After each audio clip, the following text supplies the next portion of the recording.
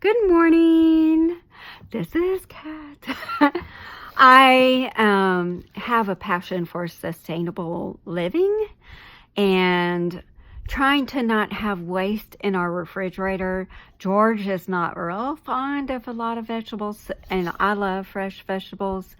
But over at the grocery store, sometimes I tended to buy too many and when it would go bad.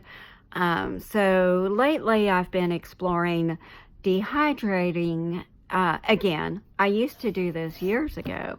I had like 3 of them and I don't know where they are now. I'm sure they're around in storage somewhere. But exploring dehydrating, exploring having a garden in a flower bed that is part of my apartment complex. So I'm started a blog about sustainable living in tight spaces. So look for that to be coming out soon. In the meantime, I wanted to share with you my Imperfect Produce box of stuff that I arrived yesterday. I'm just now getting to it today, shamingly, because I got home late from a Spanish class, and I said, oh, I'll do that tomorrow. Anyway, so it's called Imperfect because a lot of the things will look oddly shaped, or like, for instance, the romaine lettuce that I got is a little wilted. Oh, and shamingly, I should have put those up last night, but they're still salvageable. They're still good. Maybe I can make a wilted lettuce, a wilted salad out of it. I don't know. We'll figure it out. I got some zucchini, and some of it looks like normal, but like, if you look really closely, there's like some indentations, some scarring, where some people would say, I'm not going to get that one. I'll look for one that's perfectly. But when it comes down to eating it, do you taste the scars? Seriously? Anyway, so I also got some garlic. Our family loves garlic, so I got some garlic. I got some carrots, some more carrots, and some of these are a lot larger, some of them are smaller, some of them are fatter, some of them have scarring. Again, when you eat them, do you taste the scarring? Here's some potatoes. I'm going to try to slice them up really thin, put them in the dehydrator, and make some potato chips, hopefully. I've got some pears. I love my pears. I love my pears. When I grew up, we had a pear tree, and I was always getting those pears off of that pear tree. But I discovered George loves pears too, apparently, because they come not fully ripened, but they will be ripe soon.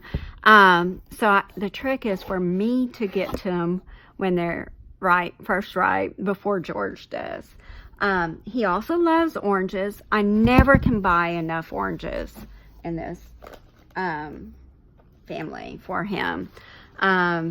Oranges. So I always try to include some oranges. One thing to note, I tend to buy through Imperfect Produce every other week, not every week, only because I don't want to try to put up everything every week. And it's just the 2 of us, so we don't usually buy as another family that has a lot of kids and they need to buy every week. You can even gauge your order by budget wise.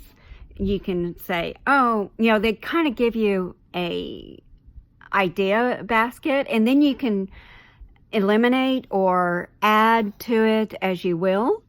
I tend to avoid the beets because I had a gastric bypass, although I love beets. They have really too much sugar in them, so I avoid them. So I eliminate them from my order. I got 2 huge bags of sweet peppers, and I'm planning to pickle some of those, and some of them I'm going to actually try to pickle and some dehydrate. Here's another potato, and see, some of it has scarring, some of the bumps and everything. Here's some really large, extra large cucumbers. Love it. Now they also have some scarring on them, but seriously, can you taste scarring? No. I got some serrano peppers, especially for George because he loves serrano peppers. He's really fond of the small tomatoes. These are red grape tomatoes. See, they're kind of grape looking. The other type of small tomatoes are cherry tomatoes. I just don't care for the small tomatoes as much as the big boy tomatoes and, you know, all those varieties. But George really loves them, so I order them for him. And then there's some Roma tomatoes. And a real quick note about the tomatoes. I did an experiment that I discovered online. You can actually slice these and grow more plants. So I did. I got an old ice bucket, filled it up with that seeding peat moss that you can find like at Home Depot or something. I got mine at Home Depot, of course.